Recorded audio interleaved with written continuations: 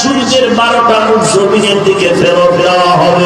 আল্লাহ বলবেন, ও সূর্য তোর যত তাপ আছে জমিনে ছেড়ে দে।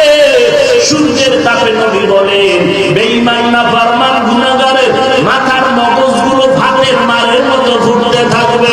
ওদিকে জমিনটা হয়ে যাবে তামা, অপরদিকে জাহান্নামের আওয়াজ। ও আল্লাহ, গুনাহগারগুলো আমার পেটের মধ্যে দাও। এই ঘটনা যখন হাদিস খুলিয়া পড়েছি তখন সিদ্ধান্ত নিলাম, জীবন চলে গেল তো গুনাহ করা যাবে না।